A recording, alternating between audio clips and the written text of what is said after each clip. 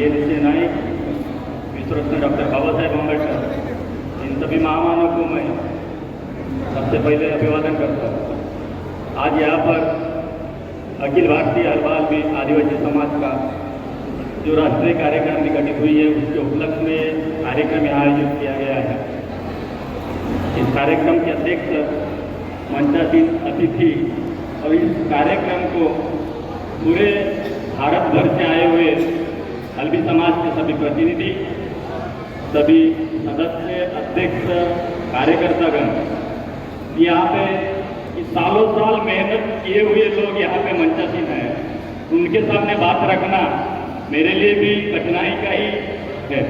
फिर भी मैं बात रखने की कोशिश करूँगा और वो बात है पूरे भारत भर में रहने वाले हल्बी समाज के संदर्भ में। ये एक छोटा सा दस्तावेज है, ये छोटा सा एक दस्तावेज है जिसको TRTI रायपुर ने प्रकाशित किया है।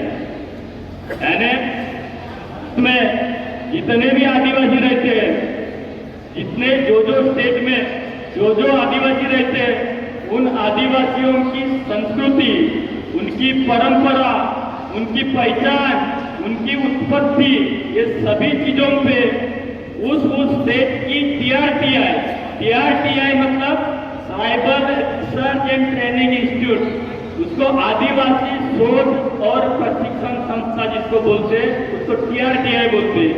ये वही TRTI ने ये डॉक्यूमेंट जो है ये छत्तीसगढ़ सरकार की TRTI ने प्रकाशित किया हुआ डॉक्यूमेंट है। अब ये आदिवासी की जो उत्पत्ति है उसमें खास करके हल्बी समाज, हलवा समाज के ऊपर लिखी गई किताब है और ये किताब में आदिवासी की उत्पत्ति मिथक ग्रंथों के आधार पर लिखी गई है। मेरा आप सभी से अनुरोध है, आप सभी से रिक्वेस्ट है कि आदिवासी का जो कल्चर है वो कल्चर साइंटिफिक कल्चर है, वैज्ञानिक दृष्टिकोण से चलने वाला कल्चर है। थोड़ी देर के लिए अपन धार्मिकता के आधार पर मान लेंगे, एंट्री तो अपनी हो जाएगी धार्मिकता के आधार पर, लेकिन आने वाले दिनों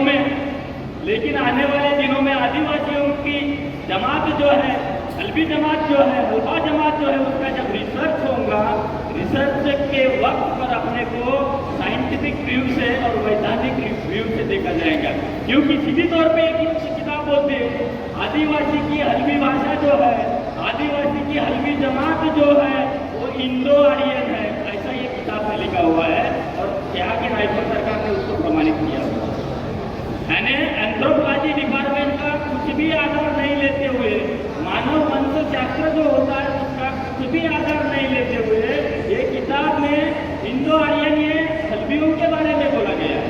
इंडो आर्यन हल्बियों के बारे में बोलना इसका मतलब ये है कि हल्बी लोग भारत के नहीं है, ऐसा ये किताब में लिखा हुआ है और इसके ऊपर अभी तक किसी के तरफ से कुछ आपने संशोधन नहीं हुआ। मैं कहना चाहूँगा ये किताब के ऊपर और ये जो रिसर्च है, क्योंकि हम ओरिजिन में जब जाते हैं, हल्बियों के ओरिजिन में जाते हैं तो प्री द्रविडियन कास्ट जो है, प्री द्रविडियन ट्राइब जो है, यानी द्रविड़ जो कल्चर है उसके पहले का जो कल्चर है वो कल्चर है आदिवासियों में हल्बी समाज का, और इसने मिथक बना लिए और हल्बी की उत्पत्ति का जो संशोधन किए। उत्पत्ति में इन्होंने क्या बोले, महादेव को तो सभी जानते हैं, हम भी जानते हैं महादेव को, हम भी महादेव को मानते हैं, महादेव को मानते हैं। तो महादेव को हम ही नहीं मानते तो पूरा भारत मानता है। फिर महादेव जी को मानने के बावजूद हमारी जो भाषा है वो भाषा हमारा मूल आधार है।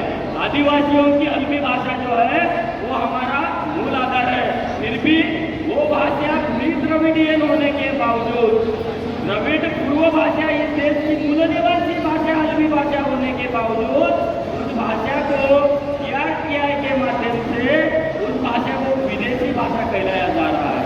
इंडो आर्यन का मतलब ही विदेश से आने वाले, फिर आदिवासी इस देश के मूल निवासी है। यानी 5 जनवरी 2011 का माननीय सुप्रीम कोर्ट का जजमेंट है, आदिवासी इस देश का मूल मालिक है और उस आदिवासी में से हल्बी भी इस देश का मूल मालिक है।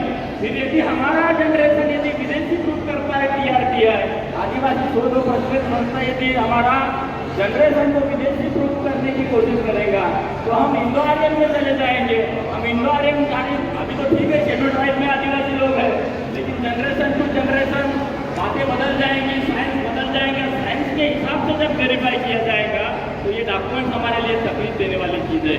इसलिए साथियों, अभी मेरे समाज के सम्माननीय गण सभी को मेरी रिक्वेस्ट है कि इसके ऊपर रिसर्च करना बहुत जरूरी है, क्योंकि ये शादी किताब नहीं है। ये आपके रायपुर के आयुक्त ने इसके ऊपर सिग्निफाई किया है इस किताब पे, और उनका कहना है कि हलवा समाज है इंडो आर्यन समाज है, प्री द्रविडियन से इनका कोई संबंध नहीं आता।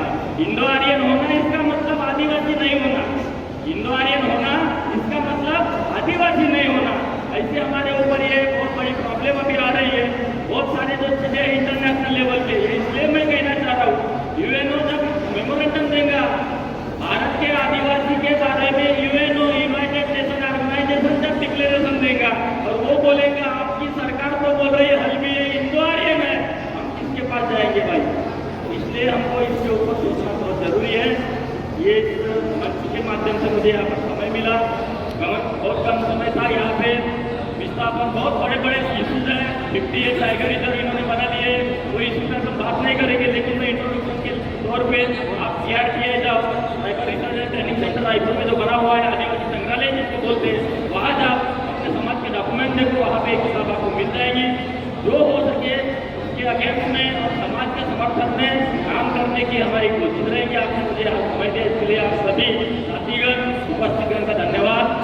जय जयंती, जय आदिवासी, जय भारत।